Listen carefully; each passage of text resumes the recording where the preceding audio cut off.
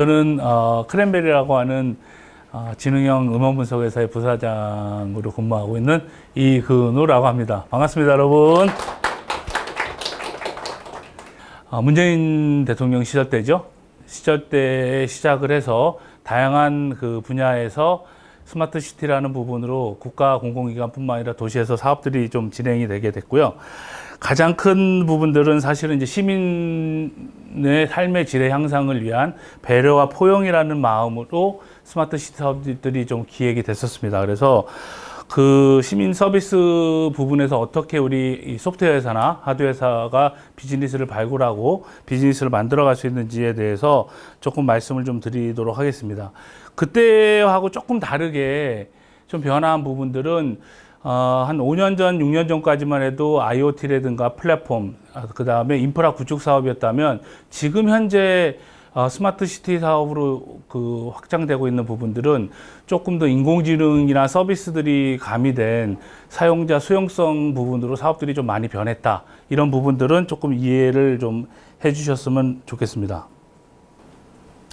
저는 아까 말씀드린 대로 주식회사 크랜베리라고 하는 3년 차 된 스타트업 회사라고 보시면 됩니다. 업력은 한 3년 정도 됐고요. 거기에서 총괄 부사장을 하고 있는 이근우라고 하고 있고, 제가 한 4년 전부터 인공지능 쪽 관련돼서 좀 늦게 공부를 시작해서 지금은 AI 소프트웨어 융합 쪽에 박사과정을 숭실대에서 하고 있는 이근우라고 합니다. 네 가지 이 컨텐츠로 좀 말씀을 좀 드리도록 하겠습니다. 처음에 화시청 뇌라고 했거든요. 그래서 크게 그 스마트시 사업들에 대한 부분들을 어떠한 카테고리로 좀 바라봐야 되는지 네 가지 부분으로 좀 나누게 됐고요. 첫 번째는 도시의 진화 스마트 시티를 말하다라고 해서 어떠한 논의들이 일어나고 있고 어떠한 생각들이 있는지에 대해서 좀 말씀을 좀 드리고요. 두 번째는 다양한 사업들이 있는데 그 중에서 인공지능과 안정과 안심, 시각적인 서비스들이 어떻게 구축이 되고 있고, 세 번째로는 새로 도입되고 있는 청각과 관련된, 소리와 관련된 사업들에 대해서 말씀드리고, 그리고 그러한 사업들을 어떻게 좀 바라보는, 어떻게 바라봐야지만 우리가 비즈니스를 만들 수 있는가에 대한 그 비즈니스 컨셉에 대해서 이렇게 네 가지 부분에 대해서 말씀을 좀 드리도록 하겠습니다. 첫 번째는 그 스마트 시티 사업의 조금 히스토리를 좀 아시는 부분에서 스마트 시티 사업의 역사에 대해서 좀 말씀을 좀 드리도록 하겠습니다.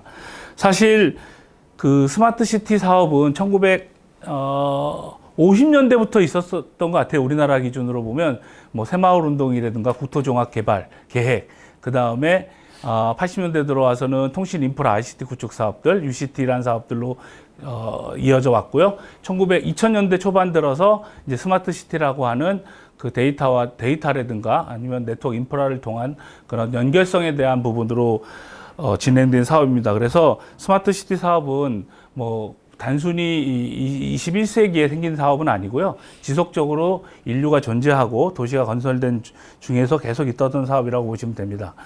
그래서 사실 이제 스마트 시티의 도시란 개념을 보시게 되면 도시하고 모인하고 집단은 조금 다른 컨셉입니다. 도시라고 하게 되면 일단 도시의 정의를부터 보시게 되면 일정 지역의 정치, 경제, 문화, 과학의 중심이 돼서 사람들이 모여서 그러한 그 첨단 기술들을 활용을 해서 커뮤니티 생활을 하는 공간을 도시라고 얘기를 하게 됩니다. 그래서 이런 도시 컨셉을 가지게 된 거는 한 5,500년 정도의 그 중동 쪽이죠. 메소포타미아의 수메르 문명 때부터 우리가 일단 집단 생활에서 도시 생활로 바뀌는 계기가 됐다고 보시면 됩니다. 그래서 도시의 역사는 굉장히 넓고요. 이때도 교통이라든가 물류라든가 의식주 생활들이 어떻게 하면 효과적으로 거주하는 시민들을 위해서 보다 나은 서비스를 제공할 것인지에 대한 부단한 노력을 한 거라고 보시게 되면 한 5,000년 이상 된 사업의 분야라고 보시면 됩니다. 그 중에서 사실 이제 산업화나 산업혁명을 거치면서 1970년대, 1700년대부터죠. 사실 이제 1차 산업혁명, 2차 산업혁명, 3차 산업혁명, 4차 산업혁명 넘어오면서 1차 산업혁명이 한 1700년도에 증기기관이 나오면서 어떤 이제 도시의 근로 환경들이 바뀌고 근로자들이 모이기 시작하면서 산업화의 이제 첫 시작이 되게 됐죠. 그러면서 뭐 근대 도시로 오게 되면서 보시게 되면서 1970년도에 집단 공장 생활이라든가 그다음 제조업 기반으로 도시가 발달하다가 1980년도에는 ICT 기술, 통신 기술, 여러분들 네트워크 인프라 부분들이 도입이 되면서 일단 그 통신 위주의 스마트 시티 사업들이 구축이 됐습니다. 그러다가 이제 2000년대에 들어오기 시작하면서 이렇게 구축된 도시 인프라와 그 다음에 거주하고 있는 시민들을 위한 보다 나은 사업으로 발전되는 그런 과정이 스마트 시티 사업이라고 보시면 됩니다. 그래서 이런 큰 산업의 변화 부분들을 이제 콘트라 TF라고 얘기를 하는데 큰 변화들이 한 5번 정도 있었습니다. 그리고 지금 6번째 제 6차 그 기술혁명들의 시대가 오면서 가장 크게 다가오는 부분들은 아무래도 지금 이제 오픈 AI라든가 이런 지능형 이런 사업들 중에서 개방형 오픈 AI 시대로 접어들면서 조금 더 급격한 삶의 변화와 생활의 변화가 지속될 거라고 생각을 하고 있습니다. 그래서 지금 앞으로 우리가 해야 될 스마트 시티 사업의 큰 부분도 이런 이제 개방형 AI라든가 오픈 AI 기반으로 도시 인프라들이 변하게 되고 사용자들의 서비스 요구도 굉장히 달라지게 될 것으로 보시면 됩니다. 그 스마트 시티 부분에서 크게 보시게 되면 한 4-5개의 비즈니스 카테고리로, 비즈니스 모델로 스마트 시티 사업들이 구성이 되게 되는데요. 소사이어티라고 하는 사회 문제 해결. 보시게 되면 이제 인구 증가, 도시 인구 이동, 인구 증가, 고령화라든가 사회적 불평등, 안전, 이러한 사회적 문제들을 기반으로 이런 문제들을 해결하기 위한 사업들이 많이 나오게 되죠. 그래서 인구 이동에 대한 부분들은 이제 교통량이라든가 라스트 원마일 모빌리티라든가 이런 이제 이동성에 관련된 스마트 시티 사업들이 지속적으로 5, 6년 전부터 이렇게 발견되고 사업화되고 있고요. 그 다음에 인구 고령화, 저출산과 고령화 시대를 맞으면서 노인 문제를 해결하기 위한 다양한 ICT 기술들을 활용을 해서 독거노인의 안전이라든가 이동성 이런 거에 관련된 사업들도 많이 발굴이 됐었습니다. 그리고 이제 경제 부분에서도 스마트 시티 영역에서 공유 경제 플랫폼이라든가 아니면 구도시와 신도시의 격차를 줄이기 위한 도시 재생 사업들도 도시 경제 활성화에 대한 부분으로 일어나게 되고, 그 다음에 특히 또 탄소 중립이라든가 환경, 그린 도시라든가 지금 이제 그런 이제 오염 물질이라든가 뭐 대기질 오염 이런 거와 관련된 환경에 관련된 스마트 시 사업들도 꾸준히 발굴되고 확산되고 있는 부분입니다. 특히 뒷장에서 제가 부처별로 하고 있는 스마트 시 사업에서 좀 말씀을 좀 드리겠는데, 환경에 대한 사업들도 굉장히 큰 영역으로 스마트 시티의 큰 주축을 이루고 있고요. 그리고 그러한 모든 것들에게 모든 그 산업 분야 비즈니스 모델에서 최신 기술, ICT 기술들을 적용을 해서 좀 더 편리하고 편안한 그 스마트시 서비스 모델들을 발굴하는 부분들 쪽에 이 4차 산업 기술들이 굉장히 많이 활용이 되고 있습니다. 조금 이제 식상한 얘기지만 뭐 디지털 트윈이라든가 뭐 IoT, 빅데이터 분석, BI 이런 부분들이 이제 이미 대중화돼서 실제 사업으로 발굴이 돼서 사용자나 수용자들이 활용을 하고 있는 그런 영역이라고 보시면 됩니다.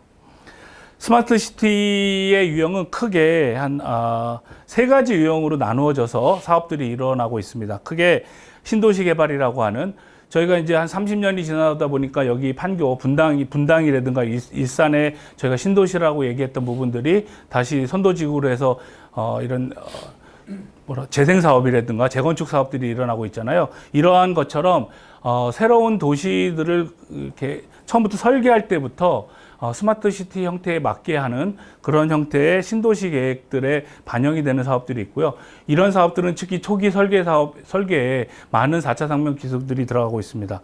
그 신도시 사업들 중에 가장 큰 부분들은 아무래도 한 2007, 8년 전부터 시작한 국가 시범도시라고 하는 부산 에코델타하고 세종의 5-1 국가 신도시 부분들이 가장 큰 사업이고요. 각 사업당 한 2조 원 넘게 예산이 책정이 돼서 그 도시 개발 기간도 10여 년 이상, 가는 부분으로 펼쳐지고 있고요. 이런 도시 개발들의 사업들은 대부분 PPP라고 해서 프라이빗하고 퍼블릭하고 옛날에는 이제 BTL이라는 용어도 많이 썼었는데 기업들이 선투자하고 그 다음에 공공에서 부지를 제공하거나 인프라를 제공해서 도시를 건설하는 그런 사업이 신도시 그린필드 사업이라고 보시면 되고요.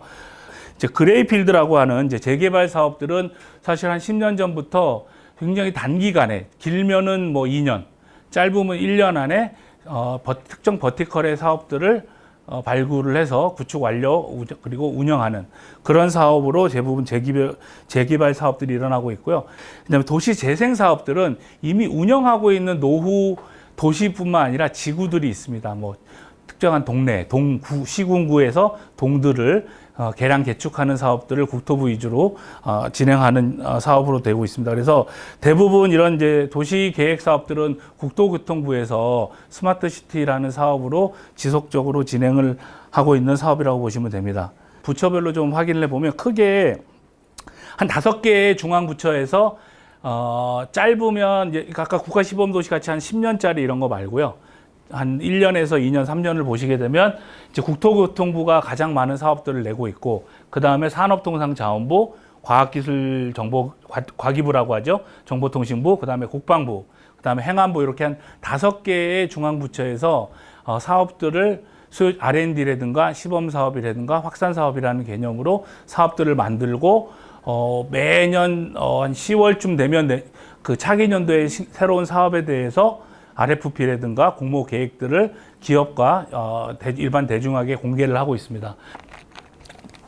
말씀드렸던 국내 광역이나 지자체에서 스마트 시티 사업들이 제가 말씀드린 이제 부처의 이름은 발주처고요. 이름을 보시게 되면 스마트 시티 테마형 특화단지, 챌린지 사업, 스마트 시티형 도시재생, 스마트 시티 통합 플랫폼, 스마트 시티 데이터 허브, 국가시범도시, 국가전략 R&D 등 다양한 이름으로 그 사업들이 발주가 되고 있습니다. 그래서 이런 부분들 국가시범도시는 아까 말씀드린 대로 부산 에코델타 시티 사업들을 진행하고 계시고 그 다음에 세종 5-1은 세종의 5-1 구역의 생활권에 모빌리티 위주의 도시들이 계획되고 만들어지고 있습니다. 국내에서도 이렇게 스마트 시티 사업들이 일어나고 있습니다만 사실 이제 해외의 유럽이라든가 미주에서도 한 10여 년 전부터 스마트 시티 사업들이 일어나고 있는데 해외 사례의 가장 큰 특징은 새로운 도시를 만드는 것보다는 구도시에다가 ICT 기술을 넣어서 좀 더 시민들이 편리한 형태로 도시가 운영이 될 수 있는 도시 재생이라든가 도시 재개발 형태로 이렇게 사업들이 주로 일어나고 있습니다. 대표적으로 뭐 토론토의 구글 사이드워크, 그 다음에 일본 토요다에서는 뭐 우번시티라고 해서 도시 전체를 토요다에서 새롭게 만드는 사업들도 있고, 코펜하겐이라든가 뉴욕에서는 이제 마이크로소프트 애저에서 도시에 뭐 하는 부분들을 운영하고 있는 그런 이제 애저시티가 있고요. 바르셀로나도 마이크로소프트 애저 클라우드에서 운영되고 있는 부분들이 있습니다. 그래서 해외 사례를 보시게 되면 일본도 마찬가지고 이제 클라우드 회사들하고 많이 결합을 해서 시스코라든가 마이크로소프트라든가 아니면 카드사 이런 회사들과 결탁을 해서, 결탁이라기보다는 연합을 해서 이런 도시 사업들을 만들어내고 있습니다. 과거에 과거라기보다 한 2, 3년 전까지만 해도 이런 네트워크 환경 구성이라든가 데이터를 이제 수집하고 저장하는 센터를 만드는 사업이었다고 하면, 앞으로는 초연결을 기반으로 한 인공지능을 활용을 해서 좀 더 나은 개방형 서비스들을 만드는 형태로 진화하고 있습니다, 실제적으로. 그래서 대부분 이제 그리드 사업이라고 하는, 크게 보게 되면 이제 영역으로 보게 되면 도시의 인프라를 맞추는 이제 인프라 사업과, 그 다음에 그 인프라 안에서 나오는 개량과 개축, 그리드라고 얘기하거든요. 뭐 전기 소모량, 아니면 물 소모량, 이런 이제 그리드 사업들도 같이 나오고 있고, 그리드에서 어떻게 하면 이제 절약을 할 수 있느냐, AI를 활용하고 분석을 해서 그리드화하고, 그 다음에 개량화할 수 있는, 절약할 수 있는 이런 부분들도 나오고요. 그 다음에 이제 자율주행차라든가 이제 스마트 모빌리티라고 해서 드론, 자율주행차, 그 다음에 로봇들, 이런 부분들이 굉장히 빠르게 새롭게 스마트시티의 새로운 BM 모델로 앞으로 더 곽광을 받을 것 같습니다. 사실 초기에 한 4, 5년 동안은 이제 모빌리티 부분들이 그렇게 큰 포션을 하지를 못했었거든요. 근데 앞으로 나오는 스마트시티 사업들은 이제 자율주행이라든가 로봇이라든가 이동체 기반의 스마트시티 사업들이 굉장히 많이 나올 거라고 보고 있습니다. 이렇게 그 용역 중에서 그 비전과 관련된 내용들 잠시 보고 어떠한 서비스들이 실질적으로 도시에서 운영이 되고 있는지 세이프티 쪽에 대한 부분들 잠시 보고 말씀을 드리도록 하겠습니다. 홀로 길을 걷는 여성을 갑자기 붙잡는 남성. 놀란 여성이 스마트폰을 흔들자 전화기에 깔린 앱이 자동으로 SOS 신호를 보냅니다. 신호를 받은 종합상황실에서 CCTV로 현장 상황을 확인하면서 여성의 위치를 경찰에 알립니다. 신속히 현장에 도착한 경찰은 일어날 뻔한 범행을 막는 데 성공합니다. 실제 이 여성 안심기가뿐만 아니라 사회적 약자 서비스들은 예산 집행의 최우선순위를 가지고 집행이 됩니다. 여성의 안심기가, 안심화장실, 그 다음에 독거노인, 어린이, 보행자 이렇게 지원 시스템들은 안전 분야에서도 굉장히 많은 부분의 예산을 지속적으로 투입하고 있는 영역이라고 보시면 되고요. 정보를 대화로 주고받는 차세대 교통체계. 사고를 획기적으로 줄일 대안으로 주목받고 있습니다. 그리고 잠시 보셨듯이 이제 ITS 구축 사업들은 또 국토부에서 매년 예산을 잡아서 ITS 지능형 교통관제 시스템들, 그리고 특히 지능형 교통관제에서도 최근에 또 많이 되는 부분들이 이제 터널의 화재 유고라든가 아니면 교차로에서 우리 차량들 들어갔다가 침수되고 이렇게 넘어왔잖아요. 전국에 지금 100여 개의 지하 그 보행로에 IoT 센서하고 카메라가 장착이 돼서 수위 감지를 하고 차량 제어를 자동화하는 그런 이제 지하 통로 개선 사업들도 계속적으로 일어나고 있습니다.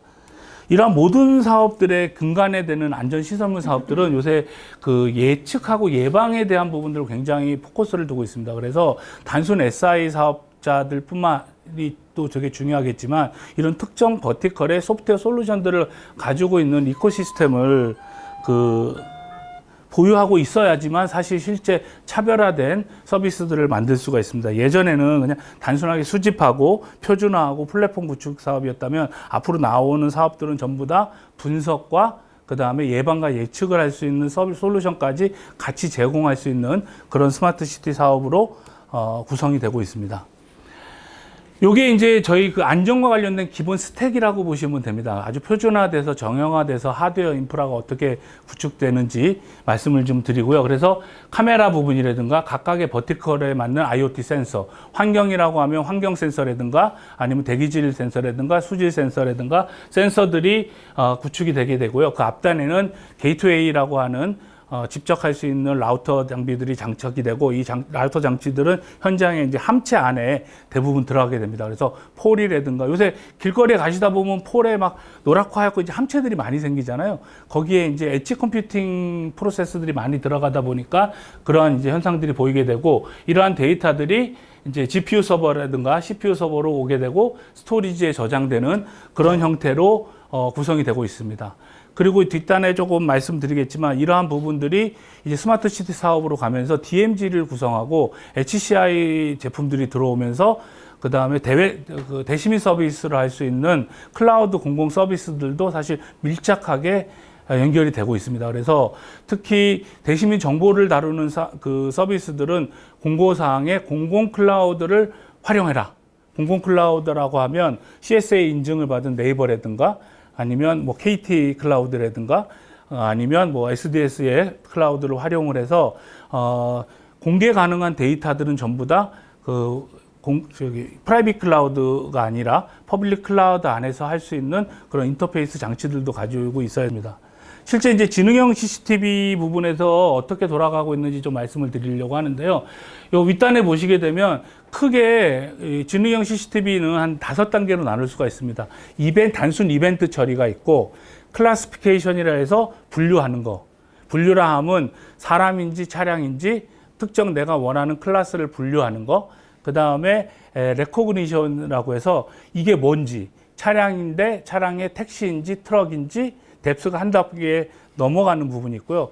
그 다음에 인덱스라고 해서 여기가 메타데이터들이 나옵니다. 사람이 머리가 긴지 짧은지 아니면 까만 모자를 썼는지, 요새 행안부에서 나시는 응급 그 문자를 보시게 되면 굉장히 디테일하게 나옵니다. 86세로 추정되는 검은 신발을 신은 모자를 쓴 남성분을 찾습니다. 이렇게 나옵니다. 이거는 실질적으로 그러한 니즈를 반영을 해서 지능형 CCTV가 그런 행위를 하고 있다고 보시면 됩니다. 그래서 메타의 속성 분류도 되고요. 그 다음에 다음 페이지에 좀 보시게 되면 그 메타를 기준으로 해서 고속 서치도 가능합니다. 그래서 인덱스 서치라고 해서 노란색 머리 백팩을 메고 자동차를 까만색 자동차에 그 다음에 뭐 자전거가 있는 채널을 찾아줘 하면 신속하게 이미 GPU에서 프로세싱하고 저장을 할 때 다 메타 정보를 인덱스화해서 헤드라인에 다 저장을 하고 있습니다. 그래서 거의 한 2, 3초 안에 천여 개 이상의 영상 정보에서 그것에 맞는 카메라 정보 파일을 찾고요. 그 다음에 대부분이 다 공간 정보 시스템하고 연동이 되어 있습니다. GIS에서. 그래서 내가 찾은 그 데이터가 어느 지역에서 발견된 찾은 데이터지도 매핑이 다 돼서 모든 영상 정보나 메타 데이터들이 요새는 공간 정보 시스템하고 연동이 되어 있고, 그것이 조금 더 발전되게 되면 이제 디지털 트윈 쪽으로도 연동이 되는데, 그건 아직 디지털 트윈은 지자체에서는 확산이 그렇게 크게 되지는 않았고요. 시범 사업으로 운영이 되고 있고, 대부분 맵 안에서 공간 정보 안에서 활용을 한다. 그렇기 때문에 이제 GIS 맵 정보가 굉장히 중요한 시절이 됐고요. 이런 영상 정보뿐만 아니라 IoT 데이터들, 보통 지자체에서 스마트 시티 서비스들을 적어도 한 20여 개 이상을 이미 운영을 하고 있습니다. 흔히 여러분들 동네에서 보실 수 있는 뭐 그 온도, 온습도, 그다음에 오염, 대기질 오염, 스마트 버스 스테이션도 보시잖아요. 버스 스테이션 안에만 들어가도 20여 개의 서비스들이 되어 있습니다. 이런 서비스 정보들이 다 공간 정보 안에 레이어링으로 매핑이 돼서 다 그것들을 실시간대로 저장을 하고, 그 다음에 사건 사고가 났었을 때 활용할 수 있는 정보로 실제 사용을 하고 있습니다. 이 지자체 외에 또 이 지능 영상 분석 시장 중에 가장 큰 시장은 사실 규모로 보면 군입니다. 군, 로봇, 그 다음에 센서, 지능형 CCTV, 이 부분들이 굉장히 큰 영역들로 되어 있습니다. 그 이유는 우리가 인구 소멸 시대에 살면서 결국 장병들도 많이 지금 모집 장병들이 줄고 있잖아요. 그래서 그것들을 이제 로봇으로 대체하거나 아니면 지능형 CCTV나 드론으로 대체하는 사업들이 굉장히 많이 일어나고 있습니다. 그래서 실제로 생각보다 군에서 드론이라든가 로봇이라든가 지능형 CCTV 부분들을 굉장히 많이 활용을 하고 있습니다. 그래서 저는 이 얘기를 조금 드리고 싶어서 이 앞에 서비스들을 얘기를 했어요. 이 서비스들이 작게는 이제 스마트 시티 통합 플랫폼이라는 사업으로 229개의 지자체 중에 108개의 통합 플랫폼을 구축을 했어요. 그럼 HCI 한 3-4벌 스토리지 들어가고 뭐 이렇게 망연계 장비 들어가서 센터를 구성하는 사업들이 좀 크게 나왔었거든요. 그러고 나서 다음으로 나온 사업이 이런 서비스들이 여러 개 되면서 다 비정형 데이터들이 모이면서 쓸 수가 없는 거예요. 그래서 아까 말씀드렸던 카이아라고 하는 국토과학기술연구원에서 한 3년의 R&D 사업을 통해서 표준화를 만들었습니다. 그래서 국토부에서 도시 데이터 허브 플랫폼이라는 소프트웨어 규약을 만들고 이거에 관련된 하드웨어 스택이라는 부분들도 정의를 했어요. 그래서 아까 말씀드렸던 이런 많은 사업들이 지금은 그냥 뭐 이런 아무 센터나 CCTV 센터 뭐 이렇게 돼 있지만 계속 데이터 허브 규약에 의하여 공공기관에서 전환할 수밖에 없는 그런 구조를 가지고 있습니다. 이런 데이터 허브의 기본 구조는 HCI 뭐 잘 아시죠? 하이퍼 컴포지트 인프라스트럭처로 해서 델에도 있고 뭐 HP에도 있고 이러한 부분들이 굉장히 필요해집니다. 왜냐하면 상면들이 굉장히 부족하고 지금 그래서 최근 한 4, 5년 전에 국산 여기 보시면 이제 뒤에 나올 텐데 국산 클라우드 회사, HCI 회사라든가 외산 HCI 회사들이 레거시에 있는 그 서버나 스토리지들을 오케스트레이팅해서 사용할 수 있는 이런 사업들도 많이 일어났습니다. 그래서 그 HCI 기반의 그 데이터 허브 플랫폼 사업들이 지속적으로 공공기관의 표준으로 잡혀간다고 보시면 되고요. 이러한 그 HCI는 가상화, 표준화, 자동화, 그리고 통합관리, 그 다음에 확장성 있는 보안성을 가지고 있는 그런 구조로 구성이 되어 있고, 그 다음에 이 근간을 운영하고 있는 표준 그 API 기반을 제공하는 회사들이 인증을 받은 그 API들을 인증을 TTA 받은 회사들이 한 6, 7개 내지 10개 정도 됩니다. 엔테스라는 회사들도 있고, 이런 이제 데이터 허브 플랫폼에 사용할 수 있는 그 모듈을 인증받은 회사들의 모듈을 써야 됩니다. 앞에까지 시각적인 사업들을 좀 말씀을 드렸고요. 크게 보면 이제 시각적인 서비스와 IoT 데이터의 센서 서비스가 있고, 그 다음에 이제 청각 서비스 부분들이 있습니다. 청각 서비스 같은 경우는 굉장히 초기 진입 단계라고 좀 보시면 될 것 같아요. 저희 회사입니다. 그래서 제가 이제 청각을 좀 넣었었고, 지능형 음원 분석이라고 하는 부분들에 대해서 잠시 말씀을 좀 드리도록 하겠습니다. 제가 이 회사에 입사한 지 딱 2달 됐는데 가는 곳마다 물어보시더라고요. 크랜베리 회사 이름이 왜 크랜베리냐고. 그래서 저 대표한테 여쭤봤는데 뭐 믿거나 말거나, 미국에서 공부를 하셨는데 거기서 사람들이 제일 이렇게 많이 마시는 음료가 크랜베리 주스라고 얘기를 하더라고요. 그래서 북미산 과일 중에 이렇게 인터넷에 검색해 봤더니 뭐 회사명으로 많은 것들이 나와 있는데 크랜베리 이름은 없어서 과일 이름으로 한국산 IT 회사의 성공 신화를 좀 만들고 싶다고 하셔서 크랜베리라고 만들었다고 하고 있고요. 저희 회사는 소리와 관련된 지능형 음원 분석을 하는 회사입니다. 대부분 소리하면 그거 아세요? 이렇게 녹취, 사생활 보호, 개인정보 이슈 이런 부분들이 사실 비전보다 더 민감하게 받아들이기도 해요. 때에 따라서는. 근데 제가 한번 이런 경험이 있었거든요. 저희 직원하고 이렇게 면담을 하는데 녹취를 하더라고요. 이렇게 핸드폰을 이렇게 놓고. 그래서 이제 인사팀에 물어봤더니, 대화 이해관계자끼리는 사전 고지 없이 녹취를 해도 불법이 아니랍니다. 그러나 옆에 있는 사람이 녹취를 하면 불법이래요. 그러면 과연 일반 공공장소에 일어나는 소리는 이게 불법일까 아닐까 회사에 존망이 걸려 있잖아요. 저희 같은 경우는. 그래서 개인정보위원회나 여러 가지 그 법적 해석을 좀 받았는데, 녹음을 하지 않고 실시간 처리해서 이벤트만 발생하면 문제가 없는 것으로 최종 그 판단을 받았습니다. 그래서 지금 229개 지자체 중에 한 6군데 정도 이미 설치가 완료가 됐고, 이번에 그 행안부의 안전 서비스 대상을 받아서 세콘이라고 하는 물리보안 전시회에 행안부 상을 수상하는 그런 서비스로 새롭게 이제 발굴이 되는 그런 서비스라고 보시면 됩니다. 이게 왜 나왔냐면요. 비전이 되게 좋은데 또 단점이 있습니다, 여러분. 언어폭력 들어보셨잖아요. 이렇게 써가지고 때리지 않는데, 야, 돈 내놔, 칼 줘, 뭐 이런 거 알 수 없잖아요. 여기서, 소리를 지르고 있는데, 사실 비전으로 할 수 없는 영역들이 되게 많이 있습니다. 그래서 소리로 할 수 있는 안전과 재난에 관련된 클래스를 분류해서 비전이 못하는 것들을 좀 도와주는 개념의 서비스로 만들었습니다. 그 이유는 아까 말씀드린 대로 한 6,000개의 CCTV 중에 지능형 CCTV 보급률 한 10% 정도밖에 안 된다고 했잖아요. 그럼에도 불구하고 사각지대가 굉장히 많이 있습니다. 사각지대라고 하면 카메라가 있지만 보지 않고 있거나, 아니면 카메라가 안 달린 곳, 카메라를 달 수 없는 곳. 달 수 없는 곳이라고 하면 뭐 화장실에 달 수 없잖아요. 탈의실에 달 수 없잖아요.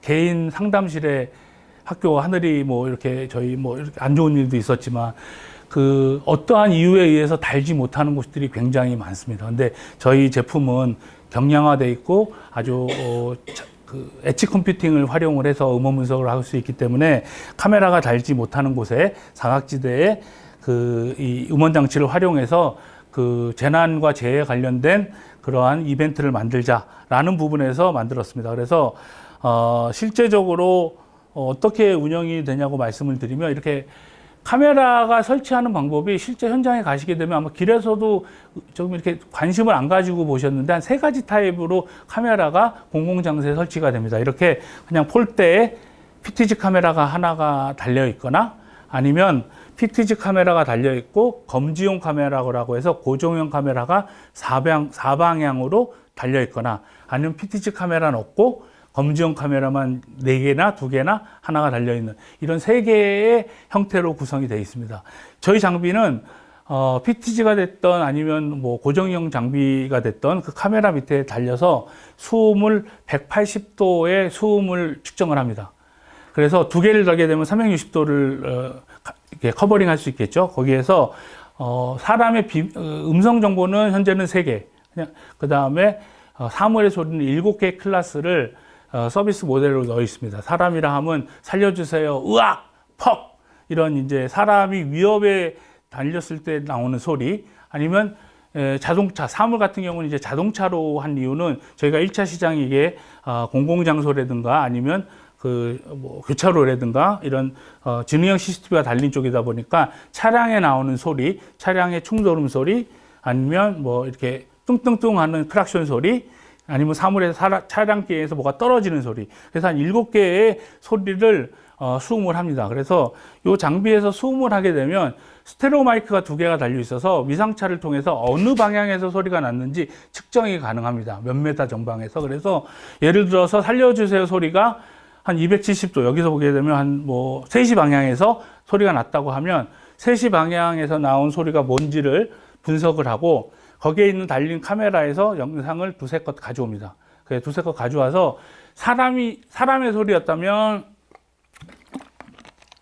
사람이 있는지 없는지, 차량의 소리였다면 차량의 소리가 있는지 없는지를 예측 컴퓨팅을 통해서 이 센서 안에서 분석을 하게 됩니다. 멀티모달로. 그렇게 돼서 사람 살려주세요 소리가 났는데 사람이 2명이든 1명이든 있다고 하면 그때 이벤트를 만들어서 센터로 보내게 됩니다. 그러면 센터에서는 실제 그 이벤트 소리와 함께 어떤 상황인지를 받아보는 그런 상황이 되겠죠. 레이턴시 같은 경우는 한 500mm 정도 세칸 정도의 프로세스 타임이 필요합니다. 그래서 소리가 수음한 이후에 영상 분석을 해서 센터로 보내는데 1초가 걸리지 않는 그런 수음 소리를 가지고 있고요. 저희 공식적으로 뭐 아이디어한 상황이지만 이렇게 비명, 충돌, 경적, 급정거, 유리창 깨짐, 폭발, 뭐 이 외에도 사실은 클래스는 한 200여 개의 클래스가 있는데 그거는 이제 BM에 따라 조금 다릅니다. 화장실이냐, 공공장소냐, 지하냐에 따라서 저희가 클래스를 좀 교체해 가고요. 지금 말씀드린 거는 지자체 CCTV 통합관제 센터에 설치되는 클래스는 이렇게 한 7개 정도 클래스로 되어 있고 방향성 분석은 뭐 100% 나오고요. 그 다음에 음향 분석은 뭐 98%, 99%, 한 98% 정도 나와서 실제 노이즈 제거 기술을 활용을 해서 95% 이상 정도의 정확성을 제공을 하고 있습니다. 거리는 물론 큰 소리가 나면 더 멀리도 올 수 있잖아요. 근데 일반적인 쿵소리라든가 사람들의 일반적인 데시벨 소리에서는 저희가 30m는 보장을 하고 일단 50m까지는 측정 가능한 거리로 스펙을 잡아서 수요기관에 얘기를 하고 있습니다. 이제 밤에 여기는 PTG 카메라만 한 군데에 달려있는 조그마한 교차로라고 보시면 됩니다. 그럼 보이면 여기 지금 실제로 아이들을 때리고 폭력하고 있는 이쪽 오른쪽 사진을 보시게 되면 카메라는 원래 이제 다른 데를 보고 있었고요. 카메라가 보고 있다가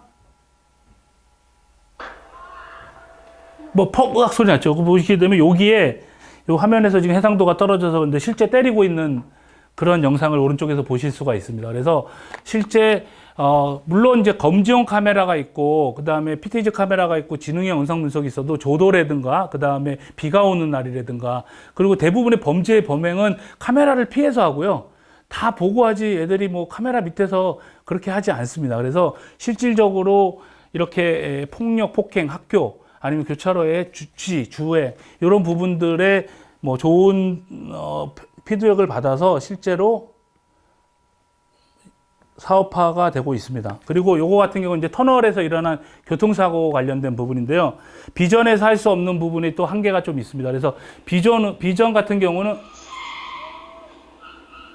실제 이렇게 지금 꿍 하고 크락션 나고 찌익 하고 있는 타이어 긁히는 소리는 비전으로 알 수가 없거든요. 그래서 영상 분석에서 요런 부분의 상황들을 캐치하기 굉장히 어렵습니다, 사실. 그리고 일반적으로 그냥 봤을 때는 그냥 뭐 서 있나 보다 아니면 오탐 처리되는 부분들이 많은데 이런 이제 터널 유고 시스템에 여기에서 낙하, 그 다음에 추락, 그 다음에 교통사고 이런 부분들에 실제적으로 활용이 되고 있는 그런 서비스라고 보시면 됩니다.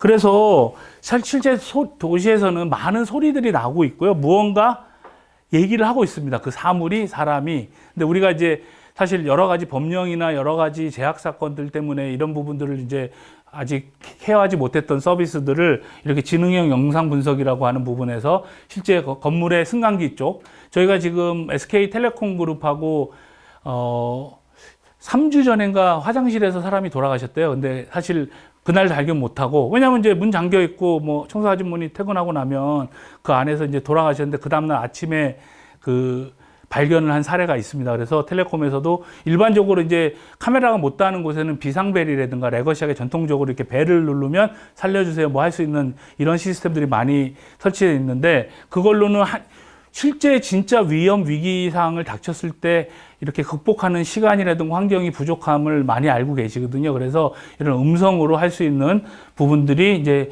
사회적 비전의 취약지구인 뭐 엘리베이터라든가 주차장이라든가 우스꽝 공원의 산책로라든가 화장실이라든가 요양원, 특히 실버나 에듀케이션하고 헬스케어 쪽에는 비전이 오히려 그 개인정보보호법에 굉장히 영향을 많이 받거든요. 실질적으로 그 환자들이 옷을 갈아입거나 처치를 할 때도 다 카메라 가려야 되고, 요양원에서는. 그런데 낙상사고라든가 호출사고들이 배를 눌러주세요 하는데 사실 또 어르신분들이 그 기공도 못하는 부분들 누를 수도 없는 상황들 많거든요. 그래서 응급상황에 대한 보이스 처리에 대한 부분들 요구도 많이 새로운 시장으로 많이 오고 있습니다. 마지막 장인데요. 한 5분 정도 더 남은 것 같습니다. 우리가 이제 아까 로봇이 길거리로 나오려면 한 100여 개의 법령이 있고, 아까 녹취 녹음 얘기하셨으면 개인정보 얘기를 하고 있는데, 이러한 부분들은 사실 빠르게 ICT 기술로 극복이 되고 법령에 대한 해석을 통해서 새로운 서비스 모델로 진화하고 있습니다. 예를 들어서 제가 최근에 그 카이스트 박사님한테 너무 인상적으로 말이 들어서 요새 좀 자주 활용하는데, 이게 인간이 비행기를 만들어서 라이트 형제가 음속을 돌파하는데 한 200~300년 정도 걸렸다고 합니다. 동력 이렇게 프로펠러 달고 뭐 해서. 근데 마하 음속을 넘어간 게 최초로 1948년도에 왜 우리 콩코드기도 있었고 뭐 여러 가지를 제트 엔진을 만들어서 앞에 모양을 그 유체역학적으로 굉장히 니들하게만 만들어야 속도를 빠르게 갈 수 있다라는 고정관념에 많이 사로잡힌 건 아니죠. 그렇게 설계를 해왔대요. 근데 이제 대상이 바뀌고 이 비행기가 저고도 비행을 하다가 우주로 나가려고 실험을 해봤더니 올라가긴 올라가더래요. 저러한 모양으로. 근데 내려올 때 이 기체 앞쪽에 열이 한 4000도 이상 발생을 한다고 합니다. 일반적으로 보시게 되면 여기 450도 이하로 우리가 비행을 할 때 대기권에서는 한 450도 정도 되는데, 우주에서 내려올 때는 한 4000도 정도의 열이 발생이 된대요. 그래서 보시게 되면 1800도 이하로 낮추려면 오히려 앞에 모양을 둥그렇게 해서 마찰 계수를 더 많이 만들어서 진공층을 만들어서 열을 분산을 시켜주는 효과를 블런트 이론이라고 해서 오히려 둥그렇게 만들어서 우주 왕복선을 만드니까, 보시게 되면 이게 이제 1950년도에 나사에 있는 박사님이 둥그렇게 만들어 보면 어떨까라는 제안을 하고 한 20여 년의 그 연구 끝에 여기 보시게 되면 1976년도에 우리가 흔히 많이 아는 뭐 우주 왕복선 들어보셨잖아요. 이 형체가 한 20년 만에 200년이 아닌 새로운 것들이 나왔다고 합니다. 여러분들 그 생성형 AI나 지금 신기술 안 된다, 뭐 이렇게 어렵다, 많은 제약이 있다라고 하는 사업들도 분명히 20년 안에는 2년일 수도 있습니다. 이 무어의 법칙으로 해서 ICT 발전 기술은 제곱을 가잖아요. 우리 지금 옳다 그르다, 뭐 많다 적다 하는 새로운 많은 기술들이 생각보다는 굉장히 빠르게, 옛날보다는 더 빠르게 산업의 큰 축으로 일어날 거라고 저는 믿습니다. 특히 로봇이라든가 AI, 피지컬 AI 이쪽 분야는 굉장히 더 빠르게, 생각보다 더 빠르게 갈 거라고 보고 있고요. AI의 끝은 결국은 물리 세상으로 나오는 거고, 물리 세상으로 나오는 거는 결국 그게 봇이 됐든 로봇이 됐든 디바이스든 이렇게 장착이 되는 시대로 빠르게 간다는 얘기를 말씀을 드리는 거고, 실제 굉장히 빠르게 될 것 같아요. 저는 뭐 그럴 것 같습니다. 그 젠수랑뿐만 아니라 로보틱스에 대한 부분들 굉장히 빠르게 갈 거라고. 그러니까 전재산 지금 몰빵하고 계시잖아요. 몰빵하고 계시고 작년에 그 오픈 AI에서 추석 때 우리 대표님하고도 특강 하나 들었는데 그 오픈 AI에서 240불짜리랑 뭐 새로운 버전 나왔잖아요. 5 시리즈인가.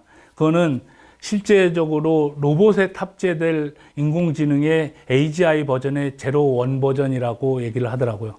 가장 큰 차이점 뭐냐면 거부를 할 수 있는 능력이 생긴다고 합니다. 그래서 내가 지금 챗GPT 여러분들 막 물어보시면 다 대답해 주잖아요. 근데 내가 꼭 대답해야 되니? 이런 말을 할 수 있는 신경망 네트워크를 가져가고요. 내가 전원을 뽑으려고 하면 못 뽑게 하려는 자기 방어가 실질적으로 일어날 수 있는 이런 뉴런의 아키텍처를 가지고 있는 제로 1 버전이 작년 추석에 나온 오픈 AI의 알고리즘이라고 많은 석학분들이 얘기를 해주시더라고요. 우리가 딥러닝이 처음 나온 게 1950년도에 퍼셉트론이라고 해서 나왔고, 그 다음에 우리 영국의 교수님, 이름이 뭐더라? 갑자기 생각이 안 나는데, 그분 딥러닝 알파고 만드시고 구글에 있다가 나온 시간이 한 15년, 20년 되잖아요. 그보다 더 빠르게 2, 3년 안에 이런 AGI 기반의 피지컬 AI가 나올 거고, 그 피지컬 AI에 못지않게 오픈AI나 LLM도 굉장히 빠른 속도로 갈 거라고 보고 있습니다. 마지막 장인데요. 되게 인상적이라가지고 SDS에서 같이 하셨던 분이 이 사진으로 마지막을 하더라고요. 이게 이제 리크루팅, 면접 보는 먼저 대기장인데 이게 5년, 10년 후일 수도 있습니다. 여기 보시면 사람 2명에 로봇이 3명 앉아 있잖아요. 인구 소멸 시대에 로봇이 대신 면접을 보실 수도 있고요. 아마 5년, 10년 후에 여기 로봇이 앉아서 세션과 교육을 같이 들을 수 있는 시대도 저는 온다고 봅니다. 무서워하지 마시고요. 우리 생이 다 하기 전까지 터미네이터 일어나지는 않을 거고, 그 대신에 그런 환경 속에서 우리의 비즈니스 모델, 그리고 특히 스마트 시티라고 하는 그러한 그 비즈니스가 과거 15년 대비 앞으로의 5년은 조금 더 다른 형태의 스마트 시티 사업들이 6차, 7차 이런 산업혁명과 함께 같이 일어날 부분입니다. 그래서 여러분들도 서비스의 흐름이 어떻게 가는지를 알으셔야지만 다른 ICT 기술들도 접목하실 수 있는 그런 길이라고 감히 생각을 합니다.